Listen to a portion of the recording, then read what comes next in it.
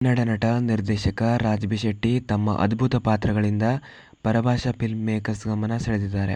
ಗರುಡ ಗಮನ ವೃಷಭವಾಹನ ಸಿನಿಮಾ ನೋಡಿ ಅನುರಾಗ್ ಕಶ್ಯಪ್ ಹಾಗೂ ಸಂದೀಪ್ ರೆಡ್ಡಿ ವಂಗಾರಿತಿಯ ಸ್ಟಾರ್ ನಿರ್ದೇಶಕರು ಶಾಕ್ ಆಗಿದ್ರು. ಈಗಾಗಲೇ ಮಲಯಾಳಂ ಚಿತ್ರದಲ್ಲಿ ರಾಜ್ ನಟಿಸಿ ಬಂದಿದ್ದಾರೆ. ಟರ್ಬೋ ಚಿತ್ರದಲ್ಲಿ ಮಮ್ಮೂಟಿ ಎದುರು ಅಬ್ಬರಿಸಿ ಬಂದಿದ್ರು. ಅಚ್ಚರಿಯ ಸಂಗತಿ ಅಂದರೆ ರಾಮ್ ಚರಣ್ ನಟನೆಯ ಪೆದ್ದಿ ಸಿನಿಮಾದಲ್ಲಿ ನಟಿಸುವಂತೆ ಬುಲಾವ್ ಬಂದಿತ್ತು. ಆದರೆ ನಯವಾಗಿಯೇ ಈ ಅವಕಾಶವನ್ನು ರಾಜ್ ನಿರಾಕರಿಸಿದ್ದಾರೆ. ಕೇಳಿದಷ್ಟು ಸಂಭಾವನೆ ಕೊಡಲು ಸಿದ್ಧ ಎಂದು ಒಪ್ಪಲಿಲ್ಲವಂತೆ.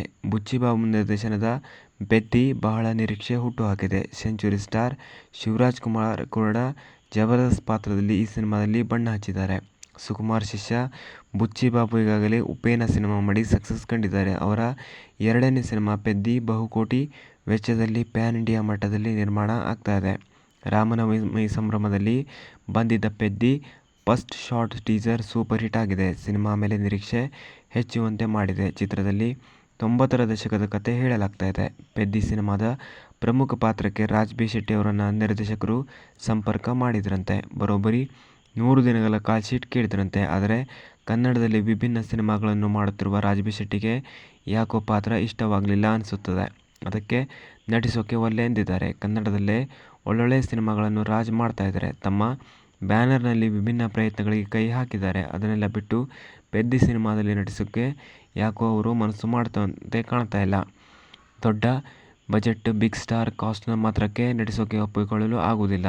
ತಮ್ಮ ಪಾತ್ರಕ್ಕೆ ತೂಕ ಇರಬೇಕು ಎನ್ನುವುದು ರಾಜ್ ಬಿ ಶೆಟ್ಟಿ ಲೆಕ್ಕಾಚಾರ. ಅದೇ ಕಾರಣಕ್ಕೇನೋ ಪೆದ್ದಿ ಸಿನಿಮಾದಿಂದ ಹೊರಗುಳಿಯುವ ನಿರ್ಧಾರ. ಶೆಟ್ಟಿ ತಮ್ಮದೇ ಲಾಫರ್ ಬುದ್ಧ ಫಿಲ್ಮ್ಸ್ ಬ್ಯಾನರ್ ಅಡಿಯಲ್ಲಿ ನಿರ್ಮಿಸಿರುವ ಸೂಪ್ರಮ್ ಸೋ ಎಂಬ ಸಿನಿಮಾ ಈ ವಾರ ತೆರೆಗೆ ಬಂದು ಸಿಕ್ಕಾಪಟ್ಟೆ ಸೂಪರ್ ಹಿಟ್ ಆಗಿತ್ತು.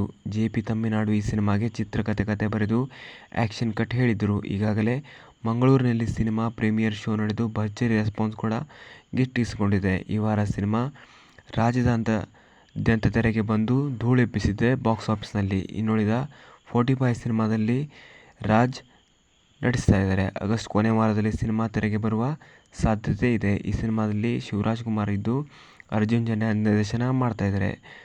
ವೃದ್ಧಿ ಸಿನಿಮಾ ಮಾಸ್ ಬ್ಯಾನರ್ ಅಡಿಯಲ್ಲಿ ಪೆದ್ದಿ ಸಿನಿಮಾ ನಿರ್ಮಾಣ ಆಗ್ತಾ ಇದೆ. ಜಾನ್ವಿ ಕಪೂರ್ ಸಿನಿಮಾದಲ್ಲಿ ನಾಯಕಿಯಾಗಿ ನಟಿಸ್ತಾ ಇದ್ದಾರೆ. ಎ.ಆರ್. ರೆಹಮಾನ್ ಸಂಗೀತ ಸಿನಿಮಾಕ್ಕೆ ಇದೆ. ಕನ್ನಡ ಸೇರಿ 5 ಭಾಷೆಗಳಲ್ಲಿ ಸಿನಿಮಾ ತೆರೆಗೆ ಬರಲಿದೆ. ಮುಂದಿನ ವರ್ಷ ಮಾರ್ಚ್ 27ಕ್ಕೆ ರಾಮ್ ಚರಣ್ ಹುಟ್ಟುಹಬ್ಬದ ಸಂಭ್ರಮದಲ್ಲಿ ಸಿನಿಮಾ ಬಿಡುಗಡೆ ಆಗಲಿದೆ.